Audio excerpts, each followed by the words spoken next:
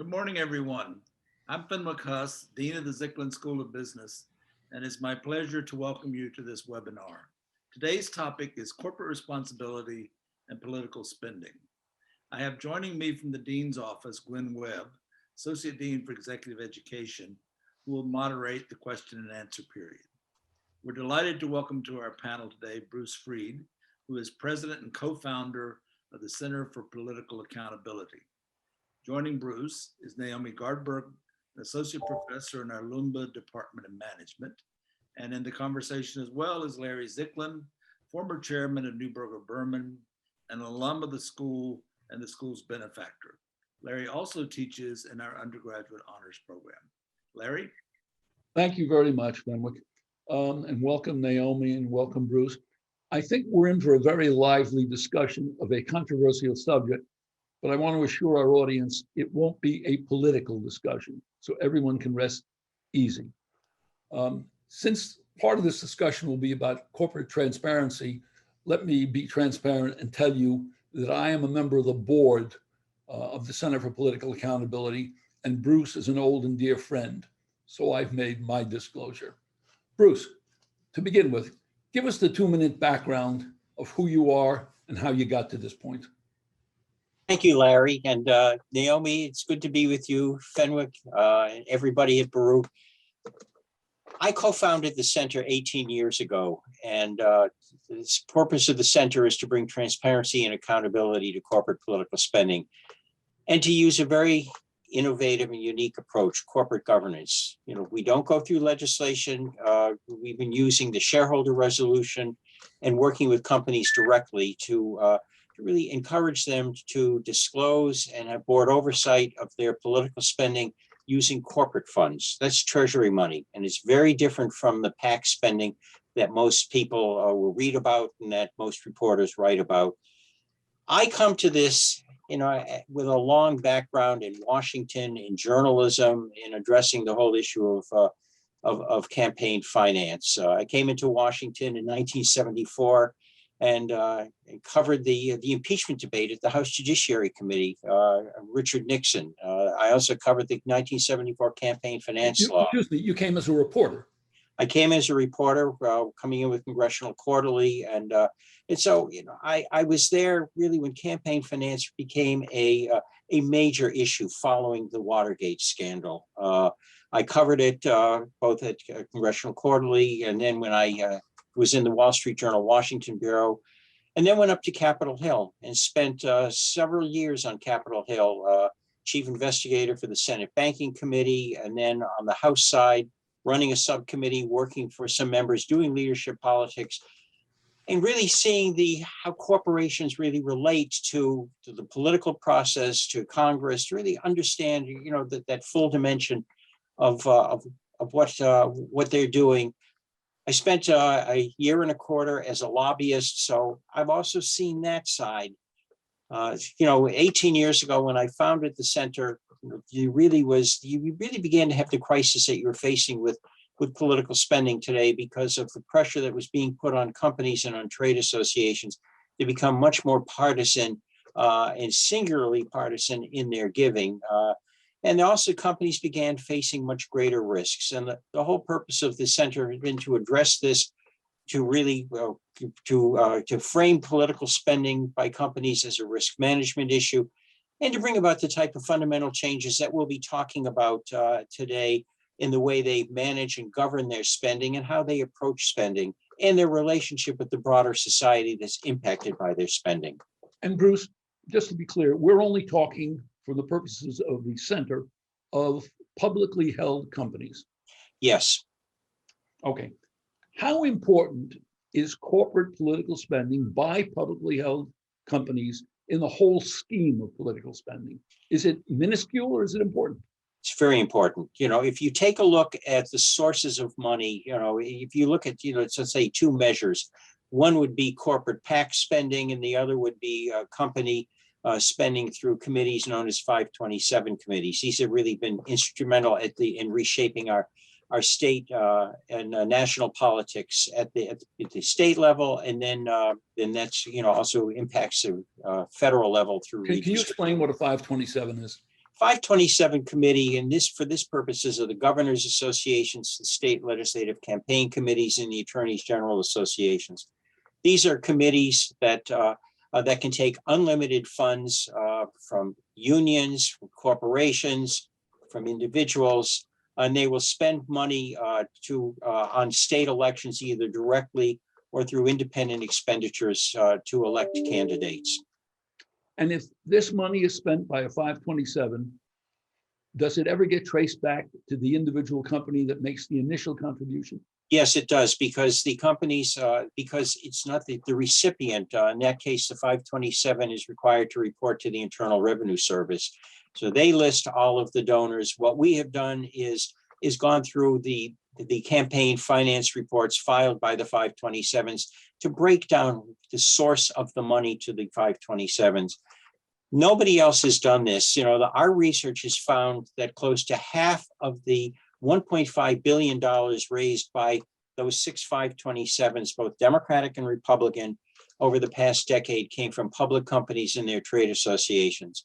And by the way, when you take a look at the figures developed by the Center for Responsive Politics on PAC giving, when they compare individual, corporate PAC, labor PAC, ideological PACs, you find that the corporate PACs are way up at the top in terms of the source of money.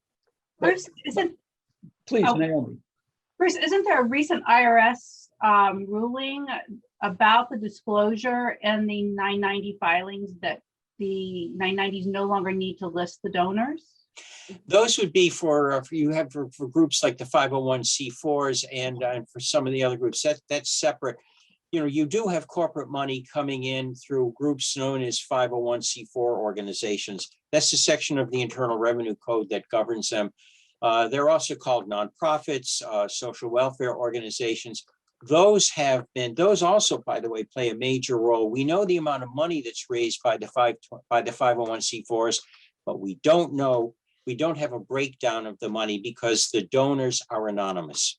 Okay, I want to be careful now. I don't want to get too deeply in the weeds because this is called Caught and Advised, and I want to talk about corporate CEOs, but I want to make clear that you can identify where the money comes into a 527, but you can't relate a company to the actual spending on the candidate, because the company can say, well, I contribute to the Governors Association, but I didn't give money to candidate Joe Zilch. I never knew they would contribute to him or her. We've traced that through. We have a report that came out last summer entitled Conflicted Consequences, where we trace the money that comes from the company, the trade association, to the 527 committee. Then we take a look at how the money has been spent at the state level, whether it's gone to candidates or gone into another political committee. Then we've looked at the electoral consequences from that. We also then take a look at the policy consequences, legislative consequences, legal consequences. Companies should know how their money is, what the impact of their money is. Companies may claim that they don't know the impact, but the fact is they, by tracing it through, they can see how their money, which has gone into a pot, what it has enabled. That's very important to understand for the discussion that we have today. Okay, do companies make public their reasons for making political contributions? Is this pay to play? Is it pay to be heard? Is it access? What is it? I think to some extent it's access. When they're giving to, let's say, to a governors association, to an attorneys general association, the companies are looking to go to the annual meetings. When they go to the annual meetings, they're meeting the governors or the attorney general's top staff. They're also rubbing elbows with the attorneys general and the governors. When you take a look at contributions that they make at the congressional level, let's say through the corporate PACs, and in many instances that's essentially pay to play. It's almost like an admission charge to be able to get access to a member. The companies are giving for a variety of reasons, but some of it is to get access. But don't you think that companies have a role to play in the corporate and the political environment in the United States to educate members of the legislature on standards, and things that are important for that industry, especially with changing technology and international risks?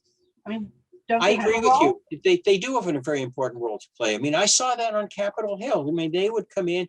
You really need to find out, if you're dealing with policy, you're dealing with legislation, what is the impact of a piece of legislation or a policy change or administrative action on a company? You need to receive that impact, that input. But the fact is that companies are going to have access. They're going to be listened to because of the role that they play, because of the number of employees that they have in a district or in a state, the facilities there, and because the member of Congress, whether he's a Democrat or a Republican, will want to know what a constituent has to inform them about. So they will be listened to, and they should be listened to. I mean, I found that as a staffer on the Hill, that getting the input was very important, as you're evaluating what should be done, what the impact is of what you're working on.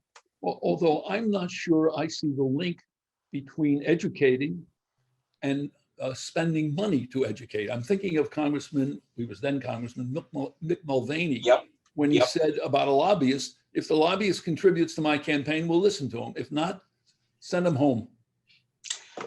Unfortunately, there are members who think that way, who basically are charging admission to come in to see them. And frankly, that's either extortion or bribery. And, it should be illegal. Okay, so now I want to get to that. Do you think political spending by publicly held companies should be regulated? And if so, by whom? It should be regulated, and it is regulated when you take a look at the corporate PACs. I mean, it's regulated in the sense that you have parameters, that if a contribution is used, for bribery, then that's illegal. There should be widespread disclosure. I mean, the effort that the Center for Political Accountability has led over the past 18 years has made corporate political disclosure and accountability the norm. I mean, that's been identified in the Cpa Index, the annual benchmarking of the S&P 500 on their political disclosure and accountability policies. But academics have noted that. There was an article in the Iowa Law Review in 2017, Campaign Finance Reform Without Law, that made the point that the CPA effort had made political disclosure and accountability the norm. Robert Jackson, a professor at NYU Law School and a former member of the Securities and Exchange Commission, said to me several years ago that through private ordering, this is reaching a critical mass on the part of companies on adopting disclosure and accountability policies. They've made disclosure and accountability the norm. So companies are going ahead and doing that. What needs to be done, the next step, is to make it uniform and universal. I remember one of my students at Baruch in my honors class saying to me, a foreign student, he said to me, in my country, this wouldn't be allowed. We do it as extortion. Let me move it a second. We described this seminar, this meeting, as corporations being caught in a vise. Can you talk about that vise for a minute? The vice that they face today is the conflict between company policies, positions, core values, and then the impact of their spending. I think when you take a look at, I think two issues are central on this, really, for illustrating the type of vice that they're caught in. One would be voting rights today. I mean, that's in the news. The legislation that you had passed in Georgia, Florida, Texas, legislation that will be coming up in Michigan, and the efforts that you're having in many states to restrict the ability to vote, the right to vote. You have many companies, I would say most companies, have very strong diversity policies, and the efforts to restrict the right to vote are clearly targeted at limiting the ability of certain groups to vote. This could be people of color in many cases. That flies in the face of a company's policy on and commitment to promoting diversity. Then you have the issue of climate change. You have companies increasingly making statements on climate change, committing to address it, supporting specific policies to address climate change. And then those companies also then contributing directly or indirectly to candidates who oppose addressing climate change. So, I mean, this is the type of vice that they face today. And it's a vice that creates very serious risk management problems to companies, because there is a reaction that you could get from investors and from consumers, a reaction that really, I say, becomes much sharper because of the role of social media. Giving it, the ability to have criticism go viral and really have people change buying patterns. Really, affecting employee morale. Companies face today a much higher level of risk from their political spending and what it associates them with. Can you give us an example of companies suffering from this risk and suffering the effects of that risk? Yeah, we had one instance about a year and a half ago. We were talking with a major consumer company, a company in the food business, where the corporate secretary said to us, "We're concerned that a controversial contribution can lead consumers to shift to a competing product." So you have that as an example. We are coming from the inside of a company that, on climate change, I recall in the last election, I received a call from E&E News. They were doing an article on Amazon. Amazon had committed to addressing climate change, to being carbon neutral on this, and E&E News was looking at Amazon's contributions through its corporate PACs to 18 senators who were climate change deniers. That hit the papers. Bloomberg Green did an article on the same type of conflicts. So these are examples of the type of scrutiny that companies come under, and the type of risks that this is posing to them. Have any companies ever asked for their money back from a politician? Oh, yes. A vote? Oh, yeah. I mean, I remember in 2018, after there were articles in the paper about companies that, through their corporate PACs, had given to controversial candidates such as Steve King, the former congressman from Iowa, or Cindy Hyde-Smith, who was the senator from Mississippi. Both of them had made racially charged remarks, and the companies, I think AT&T, Intel, Land O'Lakes, was asked for their PAC contributions to be returned. So this is something that I think is becoming increasingly common. Because again, companies are very concerned about what they're associated with, what it means in terms of consumer blowback, employee morale.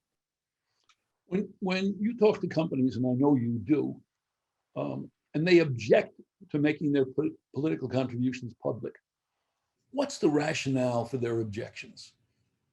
Sometimes they'll say they don't want their competitors to know. I mean, this really is involved much more, let's say, with trade association payments. Companies are members of trade associations, and there are some leading trade associations that are active in election-related spending. Increasingly, companies are disclosing now their the non-deductible payments to trade associations, and part of that money is used for lobbying, and part of the money is used for election-related spending. And a company will say, "Well, we don't want our competitors to know what we're spending on this." They'll also say they don't want their competitors to know what they're spending in other areas. I mean, one of the things that I found over the years, because of work that I've done with trade associations, relationships I've had with companies, my work on Capitol Hill, a company is going to be able to ballpark what its competitors are spending. There will be gossip. In Washington, it's K Street, which is that's the term for the lobbying community. So these folks are going to know what's going on. So, the companies may say, we want to keep it closely held. They're really unable to do that.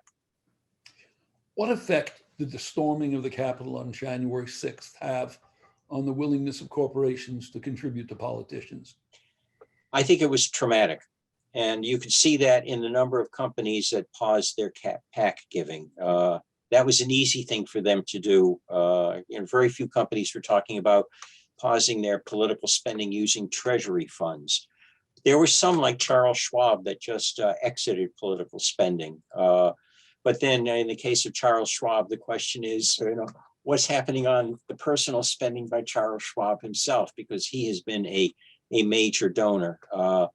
But companies companies, have taken a pause. As you read the papers, as you take a look at the campaign finance reports coming in, there are some companies that are restarting their PAC spending. They're trying to do it, quietly. It remains to be seen how long the pause continues, how significant the change is in terms of how they're approaching spending. I know from conversations with companies that they are concerned about this. And I think a good indicator is a recent report by the Conference Board entitled Under a Microscope. It was a very strong report that warned companies about the risks that they faced from political spending and risks on multiple levels. And also it included recommendations for companies to take on how to more effectively manage and govern their spending. The reason why I mentioned the Conference Board is that it's the nation's leading business research organization. So companies would be looking to that for guidance on how to manage and govern their political spending. Are many companies simply saying, we're not going to engage in political spending? I seem to remember that IBM doesn't engage in political spending. IBM historically hasn't done that. I mean, that's been the case all along. When we first started work at the center, we had engagement with IBM then. And, I remember some of the folks in the Washington office were really quite upset about that because they said, we don't have a PAC, we don't have corporate funds to use. But IBM has made that, a policy. You have other companies who are doing that. Again, we measure that in the Cpa Index. And if people go to politicalaccountability.net and then the slider look for the Cpa Index, they will find at the end of the index a list of the companies that do not engage in political spending. And that's with political spending with PAC funds and also with corporate funds. I just want to point out that in the chat are several links to, for example, the Conference Board report that Bruce just talked about, so that people can look this up after our conversation. Bruce, you mentioned the CPA Index. Can you explain to our audience what the index is and what you hope to achieve using that index? The index was started a decade ago. It was suggested by Professor Bill Laufer of the Wharton School. And at that point, Bill was a member of the center's board. And Bill said, you would reach the point where with the number of companies agreeing to adopt disclosure and accountability, the time had come to benchmark the leading public companies on the way they managed and oversaw and made decisions on their political spending and also on how they disclosed it. So the index developed 24 indicators that are used to score companies on disclosure, decision making, board oversight of political spending. It now covers, for the past, since 2015, it's covered the S&P 500. Companies use the 24 indicators as a template to govern their political spending. When they adopt policies, they draw on those 24 indicators. Companies are looking to score well on the index. They use that to show investors, to show the public that they are good corporate citizens.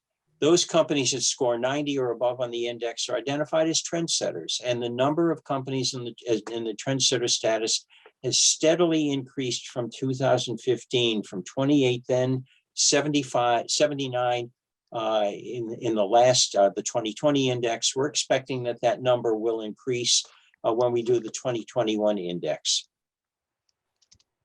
And when they don't do well, and you have to grade them poorly, and they're in the bottom quartile or quintile or whatever it is, what is their reaction to that? Do they care? Oh, yes.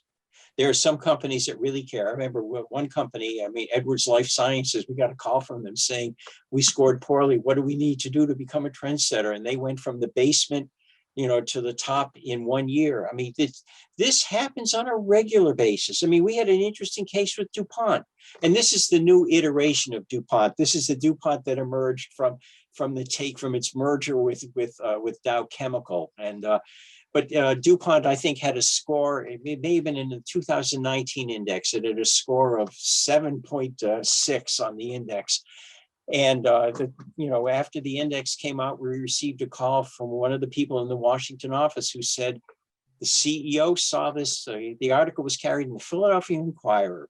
And so down in Wilmington, he read it and he said, this is unacceptable. So they started working with us, and the next year, DuPont became a trendsetter company. So, companies, and even when companies run into trouble, for instance, you take AT&T, after it retained Michael Cohen and really, received a great deal of adverse publicity as a result of that. AT&T, which had a mediocre score on the index, the next year there was a lobbying disclosure resolution there that really draws heavily on the CPA model resolution. AT&T adopted disclosure of its trade association payments and its payments to C4s. And then what I learned privately was that AT&T said, by doing this, we're going to become a trendsetter on the index. I mean, to us, that was sort of a moment that really brought us great pleasure, because it was a company that resisted, but it saw the high score in the index as indicating that it was a return to virtue. Bruce, given that some of this is the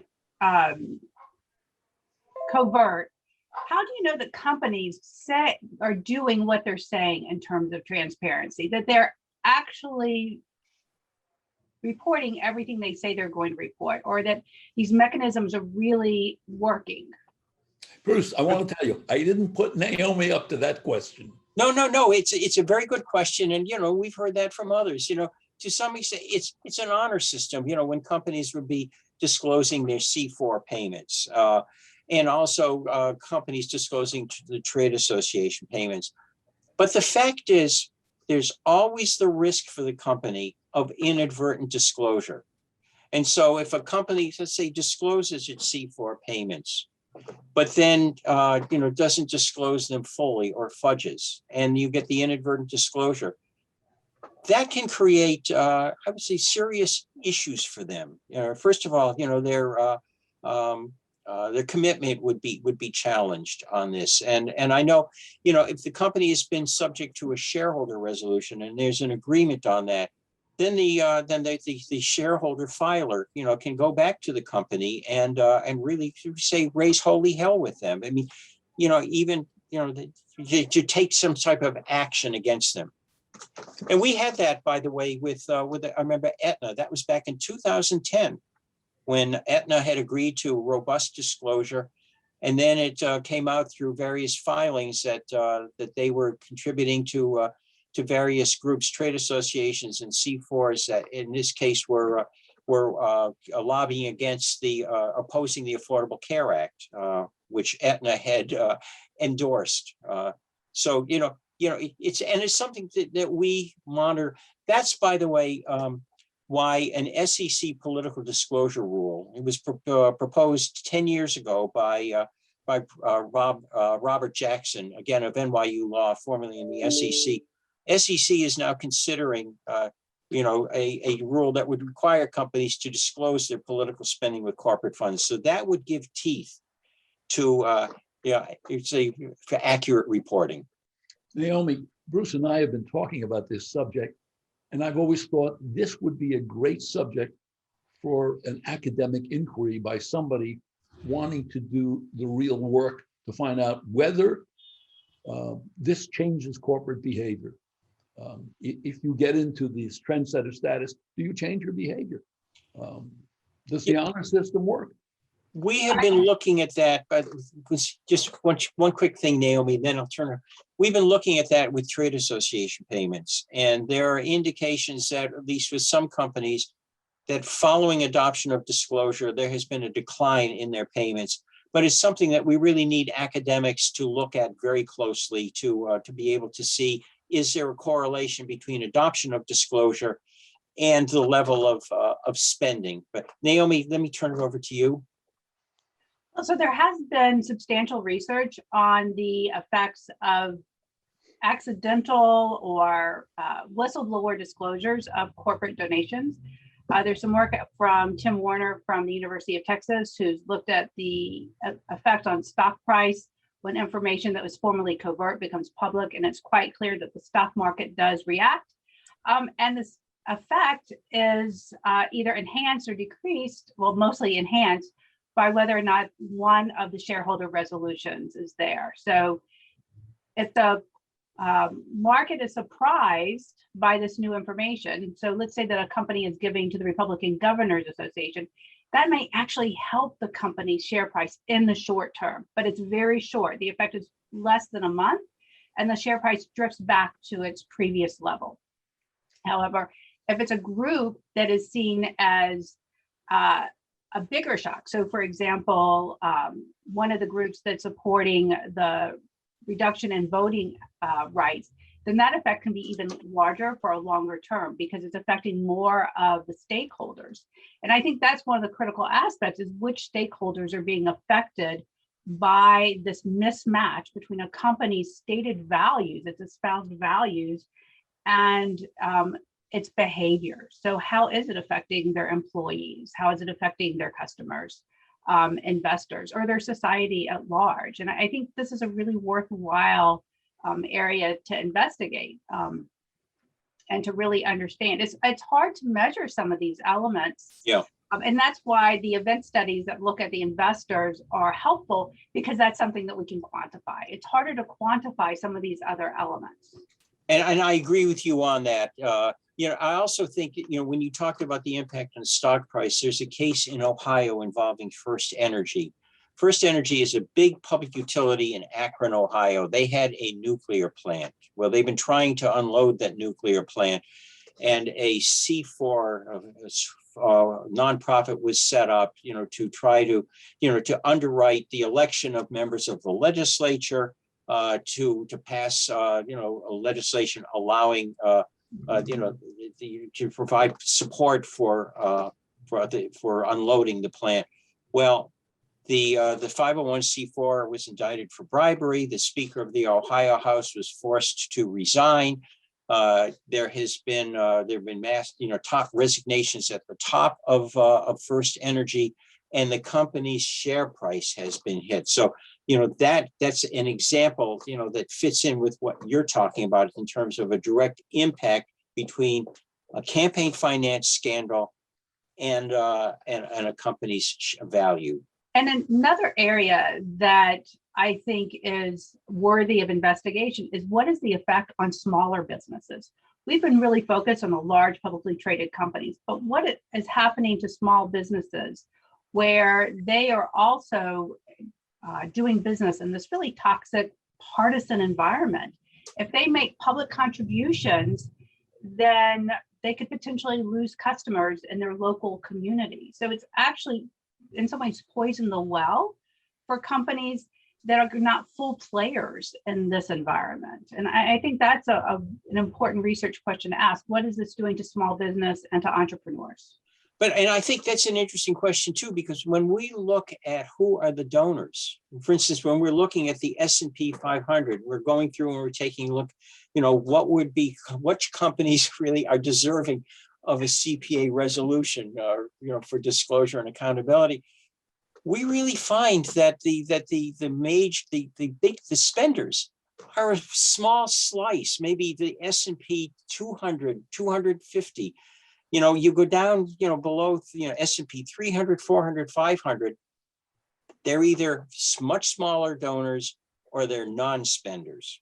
And we got a call from Intuitive Surgical, a company in Silicon Valley. They had a very poor score in the index. San Francisco Chronicle had a story on them. I got a call from the general counsel. We got dinged in this article. We got dinged on the index. We don't engage in spending.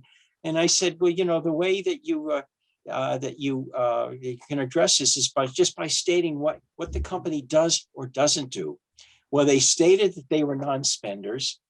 And in the next year, their score in the index, jumped to 50 points, over 50 points. And so, in that case, if a company just declares what it does or what it doesn't do, then it can get a better index score. And that helps it in terms of its credibility.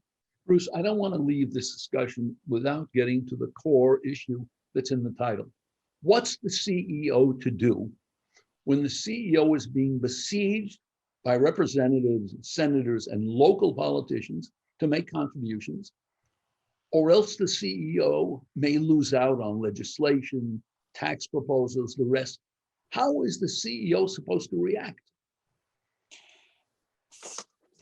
They have to really react as good public citizens. I mean, at this point today, because of the risks that companies face, they can't dodge this issue anymore. I mean, this is a very interesting question, and it's an important question that you raised, Larry, because I've had some companies talking to me now about the need for the companies to adopt policies governing their spending. Because having a policy gives a company much greater control over what it does and what it doesn't do.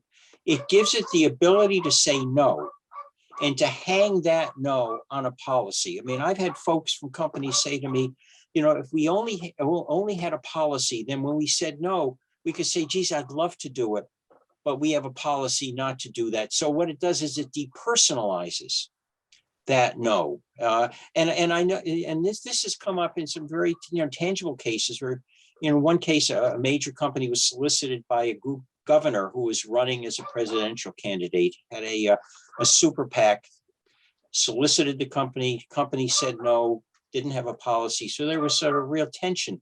What is it going to mean for the company when we say no to our state's governor? But I think companies, the CEOs also need to look much more broadly at what are the company's obligations and responsibilities as a member of society, as a participant in the democratic process. What type of environment, broader environment, does the company need to grow and thrive?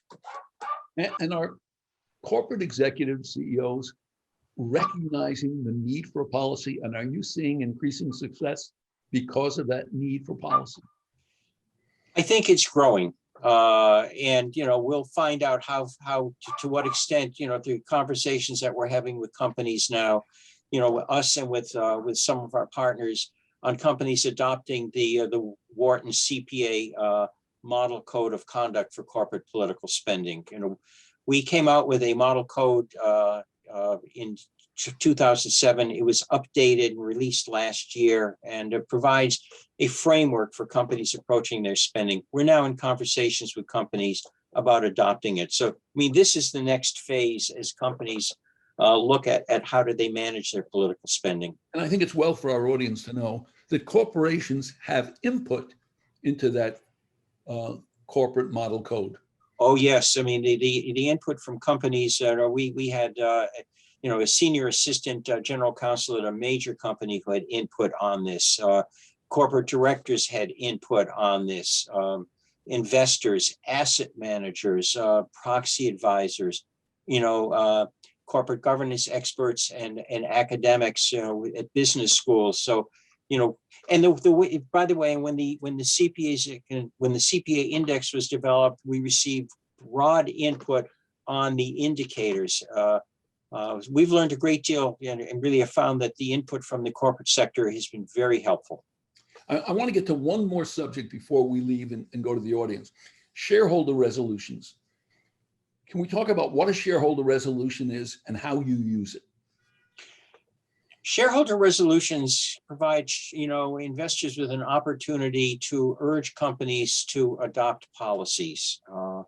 There are precatory resolutions, and then there are resolutions that are binding. The CPA, the center has a group of shareholder partners who file several model resolutions that we have developed. One resolution calls on companies to adopt disclosure and accountability policies broadly. We have a targeted resolution that focuses on the areas of dark money, trade association payments and contributions to 501c4s, urging disclosure there. We're working on a new resolution based on the model code that will urge companies to require reports from third-party groups on how the company's money is used, what it associates the company with, and also urging the board to look at the consequences of their political spending and how they align with company core values and positions. All of these are based on risk management. And the shareholder, because of the inability to have anything done legislatively through Congress, the fact that any action through the regulatory agencies has been blocked over the years, the shareholder resolution, corporate governance has been absolutely critical for achieving very significant change, for making political disclosure and accountability the norm. And could you describe who your partners in are who file these shareholder resolutions? Because they're not Joe's lots. They're real institutions. Well, we have some individuals who filed a resolution and who have been very important in achieving not only high votes, but agreements. But we also have the New York State Common Retirement Fund. The New York State Comptroller, Tom DiNapoli, has been committed to this. It's been a signature issue for him. But we have Sisters of Mercy. So we have religious groups. We have foundations, the Nathan Cummings Foundation. We have socially responsible investment management firms, New Ground Social Investment out of Seattle. We have the Teamsters Capital Stewardship Fund. We have a range of partners who have been the spear carriers on this and who really, I think, they share in the credit or really responsible for what has been achieved. And what's the average vote that you get? What vote did you get last year in 2020 as an average vote on these resolutions? 41.9%. It's a very, very high average vote. The lowest vote was 30%. The highest vote was 58%. 4 majority votes, 1 tie vote. The rest were between 30, the remaining 22 between 30 and 49.9%. This year, we've started having resolutions go to a vote. The first 2 votes were majorities, 52% at Duke Energy and 51% at Omnicom. We've had 9 agreements already. So, it's a strong opening for the 2021 proxy season. 10 years ago, what was your average vote? 10 years ago, well, we started with an average vote of 9% in the 2004-2005 proxy season. And then when the leading proxy advisory service, Institutional Shareholder Services, began recommending for the CPA resolution in the 2006 proxy season, the average vote jumped to 20%, and it's gone from 20% now to 41.9%. Bruce, how do you decide which companies to target for the resolutions? We take a look at the policies that they have, so we will go through and look at what they post on their website. We're always measuring the company by what is publicly available. And then we take a look at their publicly reported political spending. If it indicates that the company engages in political spending, that's how we'll identify companies that where a resolution could be filed. Naomi, do you have a perspective as to what considerations corporations should follow in designing their political donation programs? Well, I think this is a really important question, right? Because the political risk in the United States is increasing for companies. It's one of the things I talk about with my students. We talk about the political risk in different countries, and it's shocking that the U.S. political risk has increased so much. And so how should companies proceed? And I think they have to ask 3 questions that we talk about in class. Is what they're doing legal? And in the U.S. mechanisms, most of this is legal. Does it work in the long run? And can they talk about it? Right? So if this is something that they would not want their employees to know about, if this is something they do not want their customers to know about, this is something they don't want their mothers to know about, right? Then this is something that they should stop or change in some way. And I think there's a great complexity when companies want to support politicians or groups because they want a lower tax regime or they want deregulation. They want something that has a strategic purpose, but these are complex individuals and organizations, and they have to look at the peripheral issues. What other issues is this politician supporting or this organization? And be aware of this halo effect of the controversy. So I think asking those three questions is critical, and then understanding what the reaction of their key stakeholders is going to be if this information becomes transparent. If it is a whistleblower, if it is accidentally leaked because someone wasn't careful with the website, or if they were hacked. Thank you. Bruce, just one more question of you on this subject. I own some shares. I always vote for your resolutions, but the big voters are people like BlackRock with what, 7 trillion under management, Vanguard, Fidelity, who am I missing? State Street. State Street. How do they vote their proxies? State Street has I would say, a good voting record. Last year, we do an annual analysis of the institutional investors voting on the CPA resolution. Last year, State Street voted for about half of the CPA resolutions. They've always had a much higher level, maybe between a third and a half or 2/3 each proxy season. Unfortunately, BlackRock, Fidelity, and Vanguard have been laggards on this, and that's being polite. I mean, in the case of BlackRock and Vanguard, they've opposed it, and I must say that it's striking that that the average vote is 41.9%, notwithstanding the opposition of those big three institutional investors. And how do they explain their negative vote, or do they? Well, Vanguard is a very difficult company to talk to. They're really not terribly communicative with folks who are filing resolutions. I've had conversations with BlackRock, and BlackRock has said, well, they talk with companies privately about this, but the fact is, we've never seen an instance of a company adopting disclosure and accountability policies as following a BlackRock conversation with them.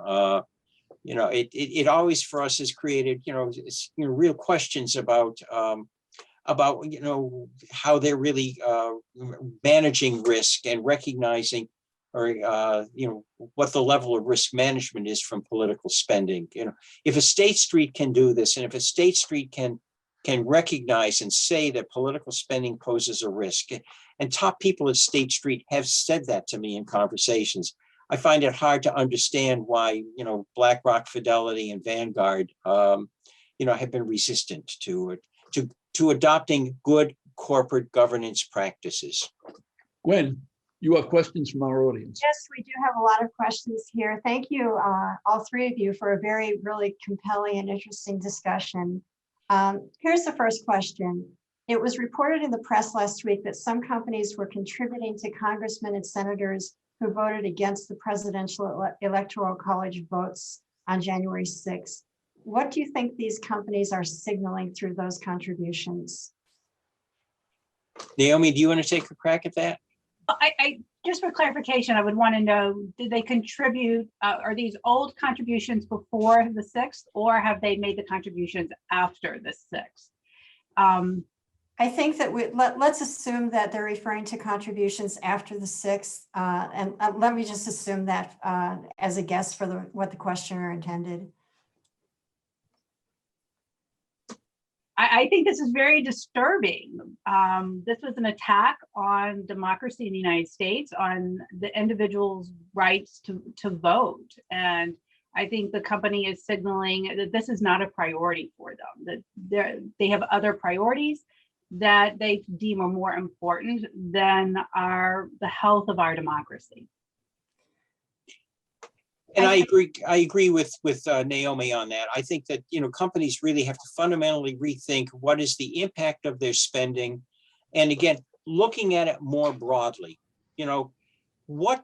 Democracy, a well-functioning democracy, is critically important for a well-functioning company.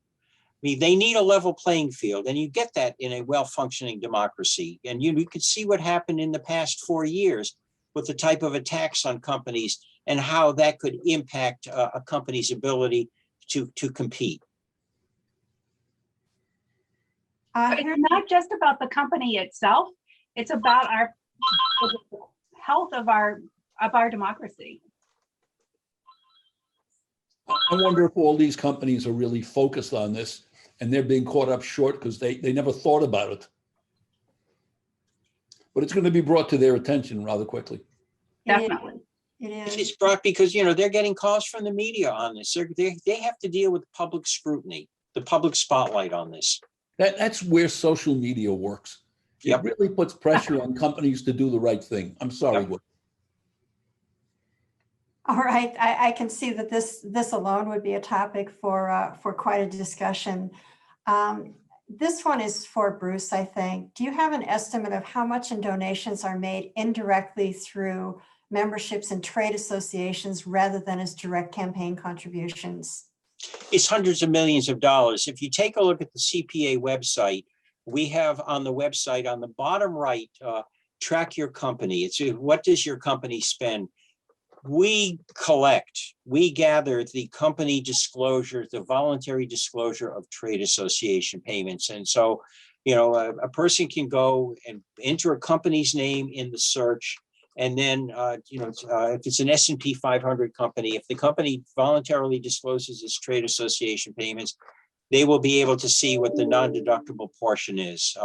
And I think, you know, we've tallied this up for the past, since 2015, and it's well over $500 million. You know, you could find, you know, with some of the big trade associations, you know, a third or more of a company's payment to the association is non-deductible, which means it's either for lobbying or election-related spending.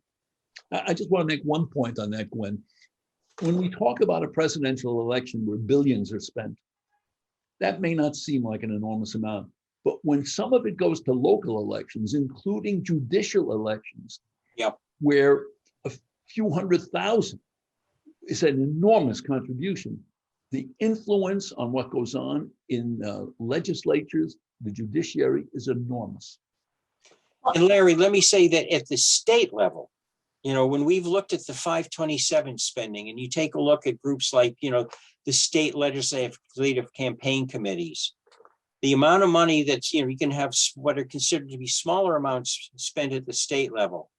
But when they're targeted, the impact is amplified. I mean, Jacob Hacker and Paul Pearson, two leading political scientists who wrote the foreword for our Conflicted Consequences report, made the point that the targeted contribution, the impact of that targeted targeted spending amplifies the contributions to the 527. And the long-term piece of this is that this starts in the local elections. And as these politicians move their way through from the House to their state Senate and on up, there's a long-term consequence that starts at this grassroots level. You're and that's absolutely right. And the effect on the judiciary, I think it's Louisiana, where a company can donate up to $5,000 for a judicial candidate. We can imagine if that is targeted, it can have quite an effect on justice in the state. Well, look, you had a big scandal in Illinois with State Farm contributing, you know, massive amounts of money to the election of a state Supreme Court candidate. Bruce, do I remember that something like 38 out of the 50 states have judicial elections that are public elections, and that money can be contributed? If I'm wrong, it's 39, but some large number of states have contested elections. Some have elections, but they don't allow political contributions, or they have limits on the political contributions. But right? can they be done in any way that makes them secret or non-disclosed?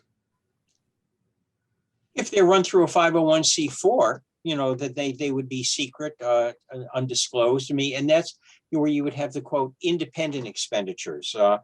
But you know, but let me just add one thing. You know, even a small contribution can create real embarrassment for a company. I mean, there was a case back in 2004 where Merck gave $1,000 to a state judicial candidate in Mississippi.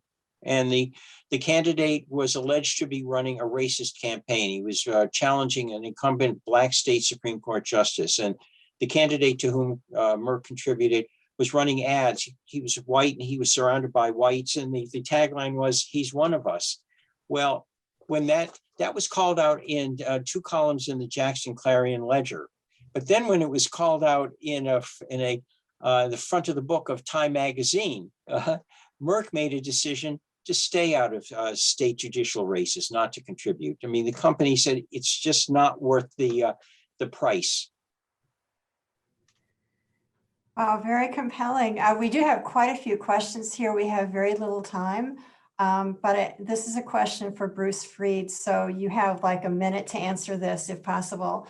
What impact should the insurrection on January 6th have on the way corporations approach political spending? Is it a one-time, one-issue concern, or is it a much broader question? It's a much broader question, and it should lead companies to adopt the model code of conduct to really create a framework to govern the way they spend and how they look at their obligations. If they had the model code, would that money have been spent on candidates? No. Thank you. Well, that was a very brief answer to a very open 1 minute. Naomi, here's your 1 minute question. Corporate political donations can come with potentially damaging reputational risk. What measures or approaches would you recommend to managers of a corporation to manage this risk? So this goes back to my prior, comment about really identifying the complexity of who they're contributing the money to and the consequences of the effects on their various stakeholder groups to which they have an obligation and to try to identify it and measure it. Because it's the reputation, right? The reputation is the most valuable and tangible asset that a company has. And once it is tarnished, it's very hard to build it back. And then if we think about branding, right? The idea of a strong brand is one that your consumers can identify with. And that creates brand equity and brand loyalty. And so it's not just the corporate reputation, but it's actually those brands that have so much meaning that companies that have invested millions of dollars and time to build. I'm sure a lot more could be said on that. But Larry, I'd like to turn to you for kind of the last word on this. I'd like you to consider the top corporate leaders, the CEOs, the board chairs, the presidents. Okay, now they have to now they have to decide how to manage their political giving in the face of much greater public awareness of this issue. They're also facing much greater awareness on the part of shareholders of social and environmental issues than ever before. How might these trends affect how they actually run their firms? Oh, I think it's going to be an enormous effect on them. They're only now beginning to understand the risk of political contributions and the reputational damage that can be caused. So for me, what they have to do is develop policy. There hasn't been policy. A few years ago, it was not uncommon for a CEO to have all the control over political giving. And sometimes the CEO wanted to become the new ambassador to Ireland. And that was the way to win the ambassadorship. So the boards of directors are going to have to take control. But the critical point is to have policy. If you can look to policy and say, this is our policy, it either permits or doesn't permit. But social media is going to make this a very risky business. Thank you all. Thank you, Larry. Thank you, Bruce. Thank you, Naomi. There are more questions. We could go on much longer, but we've covered a lot of ground.